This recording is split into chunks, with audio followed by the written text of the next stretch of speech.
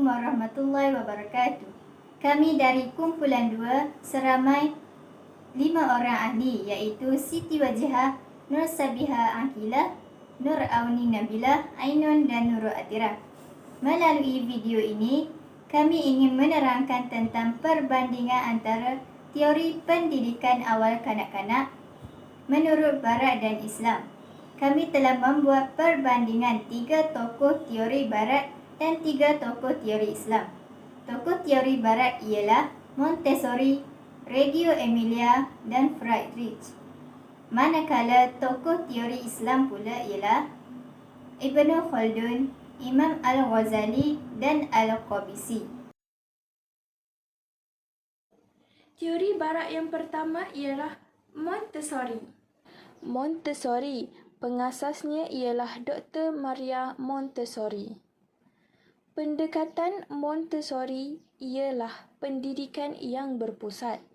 Melalui pendekatan ini, guru berfungsi sebagai pembimbing dan kanak-kanak hanya perlu bermain. Pendekatan ini juga mengajar supaya kanak-kanak digalakkan untuk belajar mengikut kemampuan mereka. Ada juga bahan pengajaran yang dikenali sebagai manipulatif dan bahan pembelajaran ini bersifat pembetulan sendiri. Bilik darjah dalam pendekatan Montessori ini tidak mengikut hak umum. Oleh itu, kanak-kanak yang lebih tua akan menjadi contoh kepada kanak-kanak yang muda. Teori Barat yang seterusnya ialah Reggio Emilia. Reggio Emilia, pengasasnya ialah Loris Malaguzzi. Pendekatan Reggio Emilia menyatakan bahawa guru adalah sebagai pembimbing dan guru perlu bekerjasama dengan kanak-kanak supaya kanak-kanak dapat meneroka minat dan idea. Program pendidikan sering direka supaya kanak-kanak berfikiran dengan kreatif dan minat untuk mempelajari benda yang baru. Melalui pendekatan ini, guru memperkenalkan kepada pelajar pembelajaran yang berdasarkan persoalan yang diajukan dan minat pelajar. Pendekatan Reggio Emilia juga menggunakan gambar, rakaman, karya seni dan pemerhatian bertulis sebagai bantuan untuk membantu guru dan kanak-kanak mengkaji apa yang mereka pelajari. Teori Barat yang terakhir ialah Friedrich Froebel. Teori Friedrich Froebel.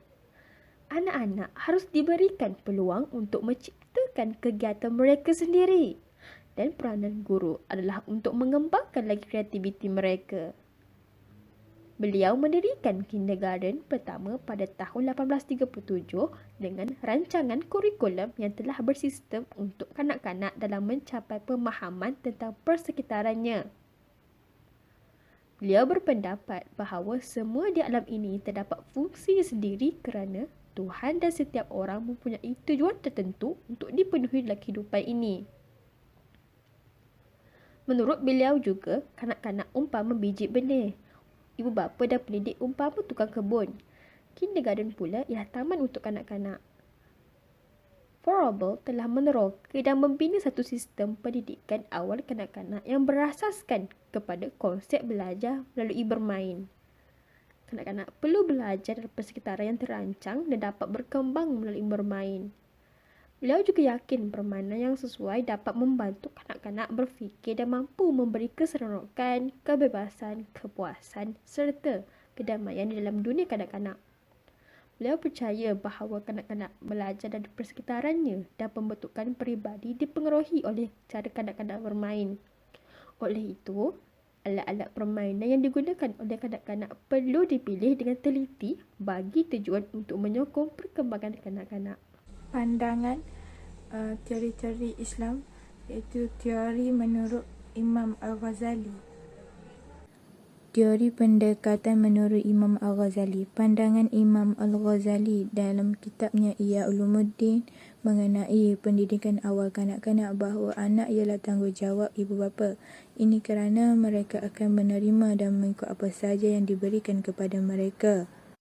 Jika kanak-kanak dibesarkan dan didedahkan dalam tingkah laku sama ada buruk atau baik, dan mereka akan membesar dalam persekitaran baik jika dididik dengan baik, dan jika dididik dengan cara yang mengetepikan pendidikan, maka mereka akan membesar menjadi orang yang tidak baik. Menurut Imam Al-Ghazali, lahirnya anak-anak dalam keadaan yang seimbang dan baik adalah datangnya agama dan pendidikan dari ibu bapa kepada mereka.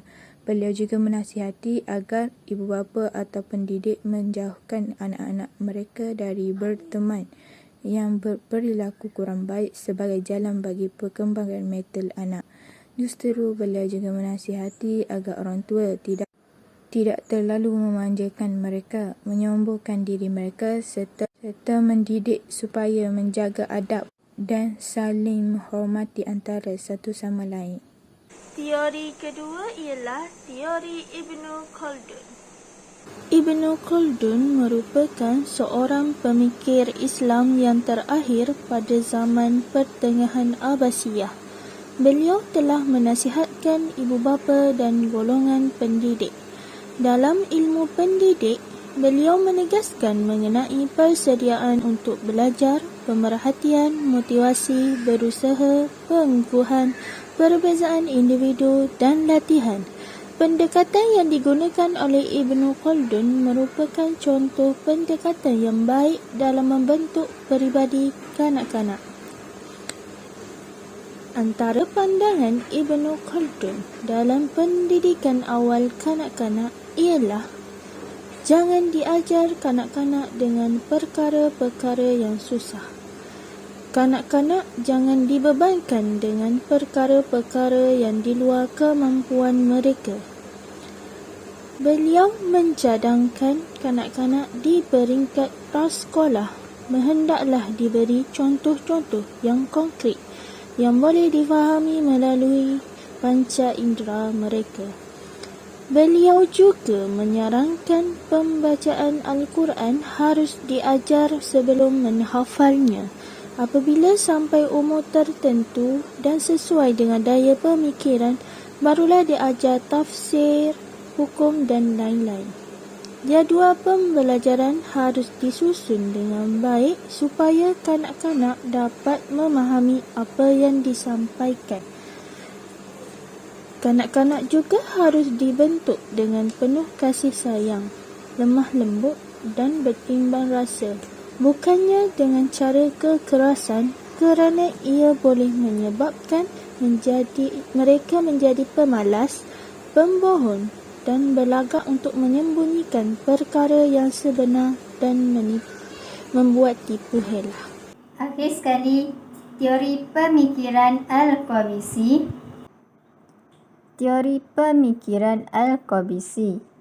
Dalam konsep pendidikan Al-Qabisi, terdapat beberapa pemikiran atau pandangan, iaitu tentang pendidikan anak-anak, tujuan pendidikan, kurikulum, metod dan teknik belajar, percampuran belajar antara murid lelaki dan perempuan, dan yang terakhir, demokrasi dalam pendidikan.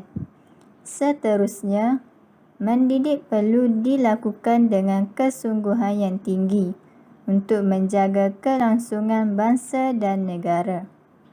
Al-Qabisi juga tidak menentukan usia tertentu untuk bersekolah. Mendidik adalah tanggungjawab ibu bapa semenjak anak dapat berbicara fasih. Di samping itu, belajar dengan menghafal adalah salah satu yang diperhatikan oleh pendidikan moden sekarang. Yang terakhir, dengan cara menghafal, murid dapat memahami maksud pembelajaran dengan jelas. Sekian saja daripada kami. Assalamualaikum warahmatullahi wabarakatuh.